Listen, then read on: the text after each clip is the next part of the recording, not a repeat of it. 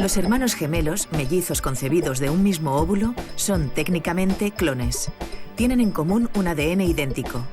Son dos gotas de agua, tanto en el aspecto físico como en muchas características de su personalidad. Pero, ¿qué sucede con los gemelos que son separados al nacer? Al analizar estos casos, la psicóloga Nancy Segal revela aspectos de la formación de la personalidad y explica a Edouard Punset el papel de la cultura y de los genes en este proceso. Además, en su sección, Elsa Punset indaga sobre las fuentes culturales e innatas de la creatividad.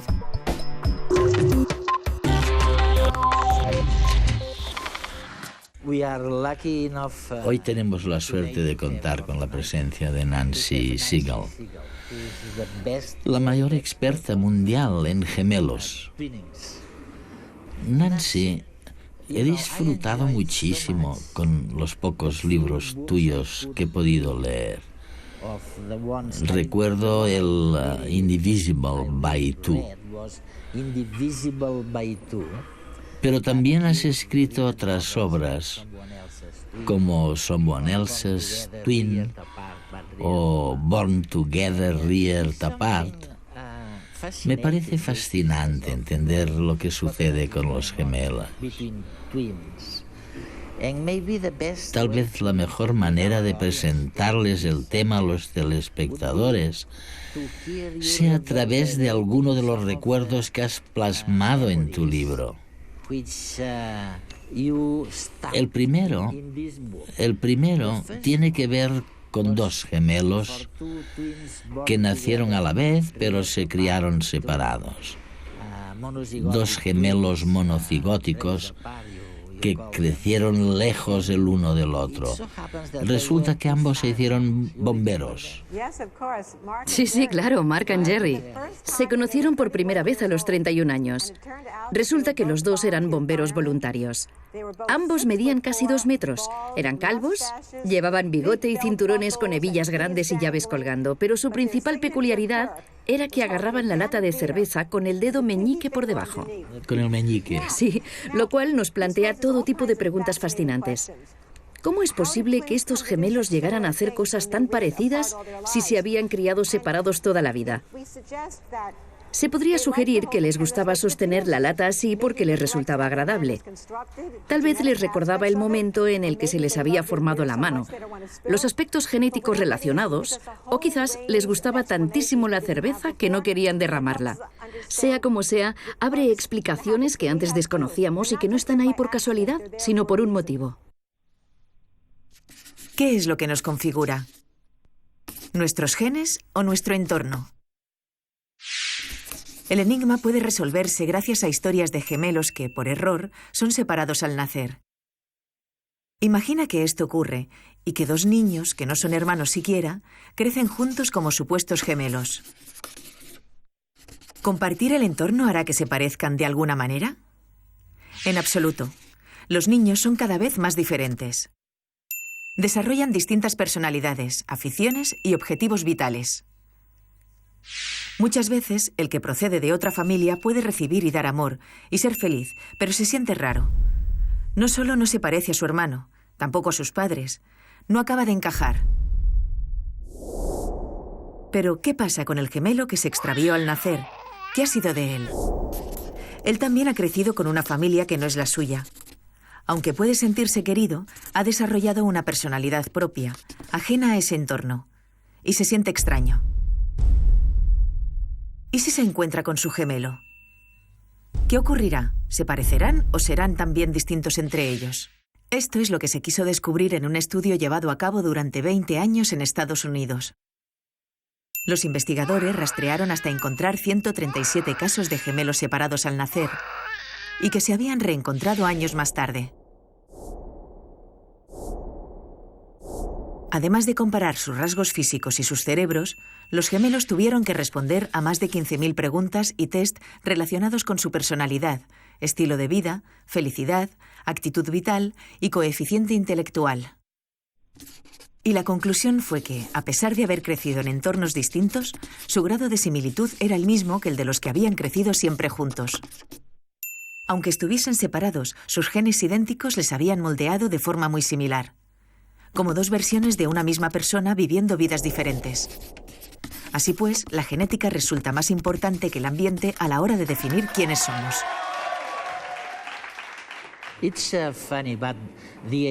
Es curioso porque la idea de que o bien la cultura o bien los genes lo determinan todo siempre ha estado presente y resulta en cierto modo una idea perturbadora. ¿Se debe todo a los genes? No hay ninguna conducta que se deba completamente a los genes. Incluso los gemelos idénticos separados al nacer son diferentes en algunos aspectos, pero se parecen más que nadie. Lo importante es ver que los genes funcionan de un modo probabilístico y no determinístico. Es decir, pueden empujarnos hacia ciertas cosas o apartarnos de otras. Pero en esta vida podemos elegir.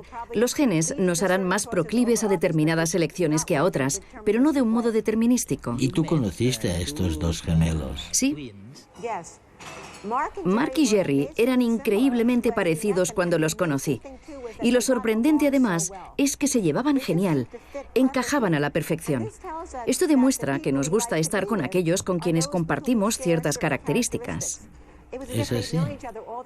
En su caso, era como si se conocieran de siempre. Mark me dijo que era como si hubiera estado 31 años de vacaciones y al encontrarse con Jerry solamente le hiciera falta completar un par de datos. Se comprendían perfectamente, les encantaba la comida china y la misma cerveza, les gustaba mucho el fútbol, les apasionaba la música, pero a uno le iba más el rock and roll y a otro la música country. ¿Y los separaron al nacer? No se vieron durante 31 años. Es fascinante. Increíble. Pero nos dice tanto sobre por qué somos como somos. Y también sobre por qué nos parecemos a algunos familiares y no a otros. Ya que los genes explican por qué algunos de nuestros hijos se parecen y otros no. Y por qué algunos se llevan bien con sus hermanos y otros no tanto. Sí, creo que nos haces entender muy bien por qué algunos genes se expresan abierta y claramente, mientras que otros permanecen tapados, escondidos. Eso mismo, sí. Los genes se expresan en un entorno y dicho entorno puede modificar la expresión genética. Algunas conductas relacionadas con el funcionamiento cerebral no son tan modificables. Otras, como la satisfacción con el trabajo, lo son un poco más. No se puede asignar un porcentaje de influencia genética sobre una conducta porque varía de rasgo a rasgo. También hablas en el libro del caso de Oscar y Jack. Oscar y Jack. Uno era nazi, casi. Oh, no. Déjame que te cuente la historia de Oscar y Jack porque ha dado lugar a muchos equívocos. Oscar y Jack, hijos de un padre rumano judío y una madre alemana católica, nacieron en Trinidad en 1933. Cuando los padres se separaron, los niños apenas tenían 6 meses. El padre se quedó con Jack en Trinidad porque era el gemelo con el carácter más manejable, mientras que el bebé más difícil, Oscar, se quedó con la madre, que lo llevó de vuelta consigo a la Alemania nazi. No olvides que la guerra acabó cuando Oscar tenía solamente 12 años. No puede decirse que fuera nazi. Formaba parte de las juventudes hitlerianas como todos los niños de su edad. Le gustaba porque podía practicar deporte y librarse de ir a la iglesia. En cambio, a Jack lo criaron en la fe judía. Los dos sabían que tenían un gemelo, incluso llegaron a escribirse cartas, pero no se conocieron en persona hasta pasados los 20. En ese momento, Jack vivía en un kibutz en Israel, pero viajó a Alemania para encontrarse con Oscar por primera vez. Fue un encuentro muy difícil porque tenían ideas políticas e históricas diametralmente opuestas y ni siquiera hablaban el mismo idioma. Parecía improbable que volvieran a encontrarse. Sin embargo, al cumplir los 45, oyeron hablar del estudio de Minnesota sobre gemelos criados por separado, en el que yo participaba, y decidieron darse otra oportunidad.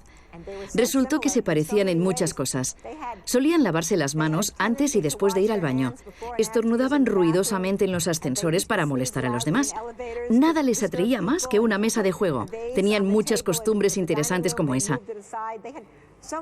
Y, ¿sabes? Se querían. De verdad que sí. Sentían un fuerte afecto y atracción el uno por el otro, pero a la vez se odiaban. La suya era una relación de amor-odio.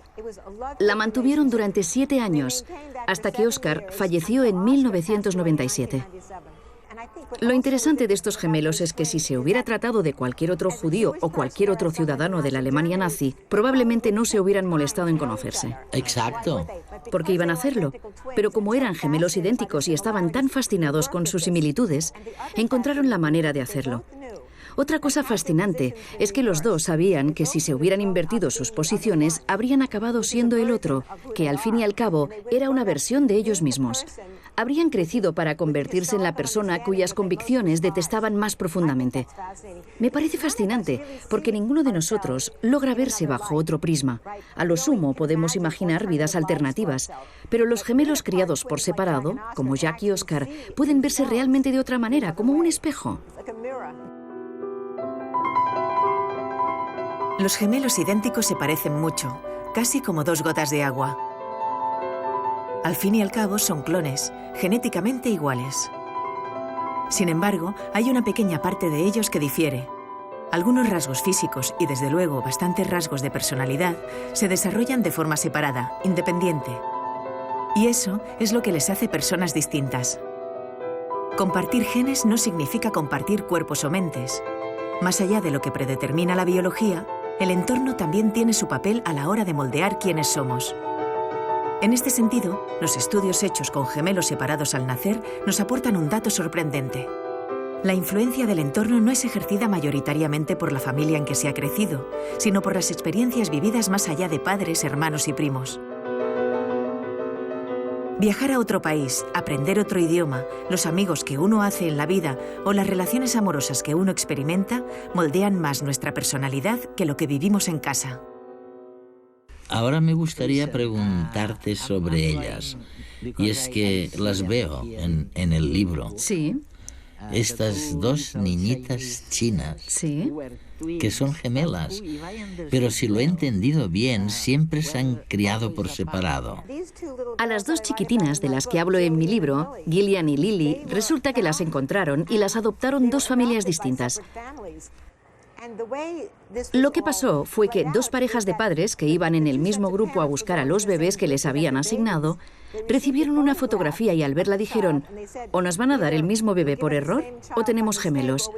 Y las niñas eran gemelas.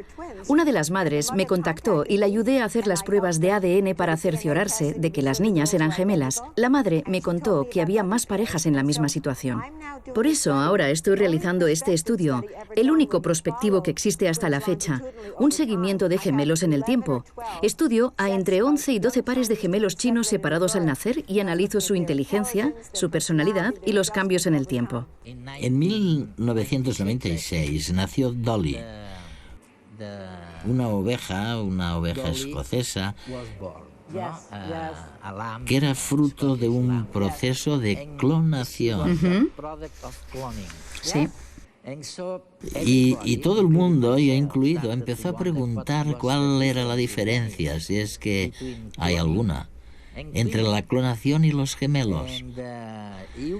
Y recuerdo que tú saliste recordando que en unas declaraciones en las que decías que, bueno, que son dos cosas distintas.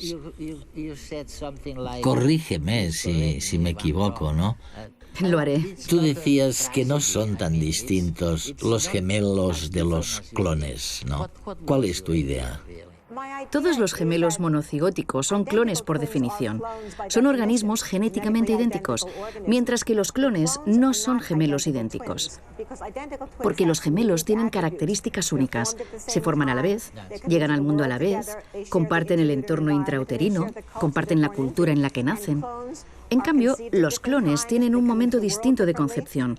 Llegan al mundo de un modo distinto y no comparten los atributos únicos de los gemelos. Ahora bien, a muchas personas, cuando se plantea la clonación humana, les preocupa que se produzca una pérdida de identidad o algo así. Yo lo que digo es que hay que estudiar a los gemelos idénticos para ver qué sucede. Son el modelo más parecido que tenemos. Y los gemelos se sienten individuos únicos. Sienten que tienen un sentido de identidad propio. De hecho, remarcan las diferencias entre ellos. Otra cosa que he escuchado es, bueno, los padres tendrán expectativas de sus hijos clonados. ¿Esperarán que sean como ellos? Mi respuesta es que hoy en día los padres también tienen expectativas para sus hijos. Además, a los adolescentes les preocupa que nadie les entienda y tal vez el padre de un hijo clonado lo comprenda de maneras que no podamos anticipar. Todos estos argumentos, en mi opinión, sirven para calmar los miedos de la gente. No digo que la clonación esté justificada, lo que digo es que creo que los miedos expresados carecen de fundamento. Y una de las ventajas de los gemelos y de la clonación es que probablemente hace avanzar la ciencia. Eso es. La hace avanzar en su multidisciplinariedad. En efecto, la ciencia avanza, nunca va hacia atrás. Creo que puede haber problemas con la clonación, pero que los superaremos, ¿sabes? Tenemos que avanzar. No hay más que recordar cuando las mujeres empezaron a plantearse la fecundación in vitro en 1978. A muchos les preocupaba que pudieran destruir las familias. Y ahora esos niños han crecido estupendamente. Las familias están bien y hemos constatado que la fecundación in vitro es maravillosa, porque ha permitido que parejas con problemas de fertilidad puedan formar una familia. Creo que podemos superar muchos de nuestros miedos estudiando a los gemelos idénticos y simplemente esperando, prestando atención y observándolos. Pero la ciencia va hacia adelante, no hacia atrás. Y si alguien es, pongamos, el único superviviente de su familia y quiere clonarse a sí mismo, ¿por qué no? ¿Acaso ocurrirá algo terrible? Si un padre pasea por la calle de la mano de su bebé clonado, ¿nadie lo sabrá? ¿Quién se dará cuenta? Otra cosa, me han hablado de un programa de televisión que juntó a 4 parejas de madres e hijas que se parecían muchísimo, lo cual nos brinda otro modelo. Esas madres e hijas estaban la mar de contentas. Les gustaba parecerse, les encantaba. Así pues, podemos ir en esa dirección. Recurrir a los datos, a los casos de la vida real, para ir aportando información sobre los nuevos avances científicos.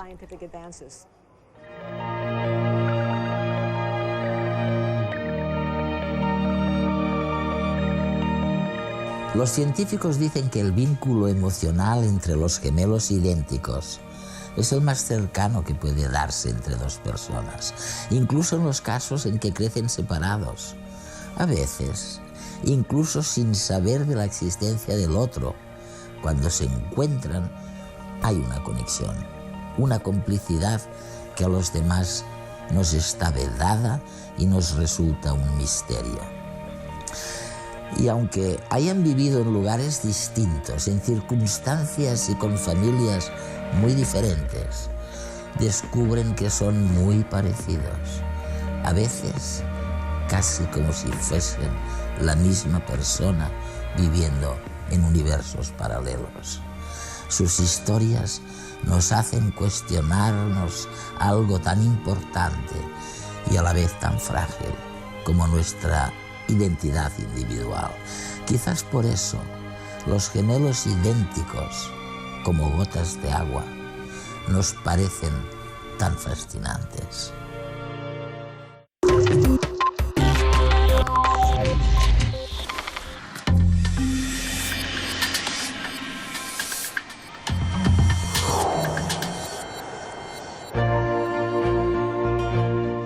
Las investigaciones con hermanos gemelos han propiciado teorías y experimentos que intentan sopesar el peso de la educación frente a la genética en nuestras vidas.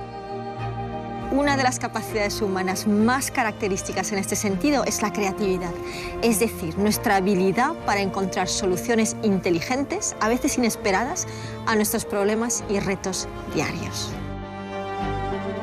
De pequeños somos un torrente de creatividad. Esta capacidad debería mantenerse a lo largo de todas nuestras vidas, ya que cada una de nuestros 100 billones de neuronas puede tener entre 100 y 600 conexiones entre ellas. Una explosión química y eléctrica que nos permite imaginar y crear a cada momento. Pero los estudios sugieren que a medida que nos hacemos mayores, tendemos a reprimir ese torrente mental y creativo. ¿Podemos evitarlo? ¿Cómo funciona nuestra creatividad? Y sobre todo, ¿cómo podemos potenciarla? Para averiguarlo, hemos hablado con Robert Dills, coach y experto en creatividad. Robert, es estupendo tenerte con nosotros. Gracias por estar aquí. Gracias a ti, es un placer. ¿Cuál sería tu definición de creatividad? Si hablamos de la idea de crear, a mí me gusta plantearme también la idea de la recreación. Para mí, la creación es parte de un proceso generativo que consiste en idear algo nuevo y materializarlo, volverlo real, tangible. Y es que estoy convencido de que la creatividad, a diferencia de los sueños que se quedan en sueños, consiste en aportar herramientas para cumplir los sueños, en vez de solamente soñar. ¿Crees que la creatividad es innata o adquirida? Evidentemente, hasta cierto punto, hay quien nace con una especie de chispa. Sin embargo, si no cultivan su talento, si el talento no se refuerza ni se trabaja para hacerlo más preciso mediante algún tipo de entrenamiento o con una serie de herramientas, la persona jamás desarrollará todo su potencial. En cierto modo, ser creativos forma parte de nuestro estado natural. Hay un estudio muy interesante a cargo de especialistas en observar movimientos. Resulta que si se observa durante una hora a un recién nacido de un par de meses de edad, se pueden detectar alrededor de 1000 movimientos distintos. Cumplidos los 10 años, si observamos durante una hora al mismo niño, ya no se detectan 1000 movimientos, sino tal vez unos 300. A los 30, tendremos suerte si vemos 100 movimientos por hora. Es un ejemplo de lo que sucede con nuestra creatividad natural. Se podría argumentar que en parte está bien, porque nos volvemos más eficientes y no desperdiciamos tanta energía con tantos movimientos. Pero por otro lado, ni las escuelas, ni la vida, ni la sociedad se han creado para fomentar la diferencia, sino para intentar que sea todo homogéneo. Correcto, homogeneizar a las personas para que se queden sentados, quietos, rectos, para que actúen del mismo modo. ¿Pero por qué? Porque es más seguro, más fácil de manejar. Me parece que uno de los principales retos en las empresas y las organizaciones es dirigir a las personas. No se pretende que sean creativas, es cuestión de equilibrio. ¿Qué ves aquí? Un clip, ¿verdad? Pero ¿es solo eso? El pensamiento divergente nos permite encontrar respuestas múltiples a una sola pregunta. En este caso vamos a encontrar distintos usos, algunos de ellos inesperados, para este simple clip. Por ejemplo, podría ser el eslabón de una cadena, un collar o unas hawaianas muy pequeñas, una estrella, un broche para un vestido, entre muchas más cosas. Y es que cuanto más creativa es una persona, más utilidades le encontrará. ¿Cómo podemos mejorar nuestra capacidad de pensamiento divergente y, por tanto, nuestra creatividad? Hay una persona creativa que has estudiado muy a fondo. Se trata de alguien muy querido y conocido por todos, Walt Disney. Sí. ¿Verdad que Disney divide el proceso creativo en varias fases? ¿Nos lo podrías explicar un poco? Sí. Lo que hacía Disney, y uno de los motivos, en mi opinión, por los que fue un genio, fue instaurar en su empresa algo que sigue existiendo hoy en día. En cada reunión, en cada película, en cada uno de los productos creados se aplicaban las 3 fases. Está la fase de los sueños, en la que realmente uno se plantea ¿qué es posible? ¿Qué podemos hacer? ¿Hay algo nuevo? ¿A dónde podemos ir? Luego está la fase realista. ¿Cómo podemos llegar hacia allí? ¿Cuáles son los pasos concretos para ello? ¿Cómo pasamos de donde estamos ahora al sueño? Lo llamó Imagineering, ingeniería de la imaginación. ¿Ingeniería de la imaginación? Sí, el término inglés Imagineering combina 2 palabras. Imaginación, que implica el pensamiento divergente, Sí. e ingeniería, que es este análisis racional paso a paso. Es decir, trabajar habilidades técnicas. Sí. Para hacer realidad el sueño. Para materializar el sueño. Pero también es necesario que entre luego en juego el crítico, que lo mire todo y se plantee lo siguiente. ¿Falta algo? ¿La idea es suficientemente buena? ¿Se están cumpliendo los requisitos? ¿Se puede hacer a tiempo? El crítico no debe ser destructivo. Esto es muy importante. Cabe decir que el soñador sin el realista y el crítico es solamente eso, un soñador. ¿Qué crees que le falta normalmente a la gente en esta tríada de soñador, realista, crítico? ¿Y qué perjudica más a la creatividad? Cuando voy a las empresas, muchos me dicen que no les pagan para que sean soñadores, sino para que sean realistas o críticos. Así pues, creo que lo menos desarrollado en nuestras culturas, en nuestras escuelas, en nuestras empresas y en nuestras sociedades es la vertiente soñadora. Disney, por ejemplo, tenía una cosa que creo que todas las familias deberían tener para los hijos y todas las escuelas y las empresas deberían incorporar: el rincón para soñar. ¡Wow! En el rincón para soñar, las imágenes cubren toda la pared. Y siguen haciéndolo hoy en día cuando planean una película nueva, ya sea de dibujos animados u otro proyecto. Se rodean de la idea, está por todas partes, con todos sus colores. Te rodeas de todo ello. Te rodeas del sueño, el color, la inspiración. Quieres sentir las imágenes, además de verlas. Se empieza a trazar un plan de acción y se analizan cuáles son los pasos, las escenas principales. Hasta ese momento te has estado concentrando. Ahora te toca ser crítico. Pero solamente en ese momento, ¿de acuerdo? No hay que dejar pasar al crítico al rincón de los sueños para que rompa los dibujos y diga que no van a funcionar. ¿Y cuándo le dejamos entrar? Solamente si va a soñar. Esto es muy interesante, porque nos encontramos a personas a las que a lo mejor se les da mejor, de un modo natural, ser soñadoras o ser realistas o críticas. Pero todo el mundo puede aprender a ser las tres cosas. Todo el mundo puede mejorar. Por tanto, es muy buena idea dejar entrar a todo el mundo al rincón para soñar. El rincón para soñar lo inventó Walt Disney, pero podemos utilizarlo todos en nuestra vida diaria. Podemos tener un espacio donde temporalmente quede fuera la parte realista y la parte crítica que nos habita. Un espacio donde lanzarnos preguntas sin prejuicios.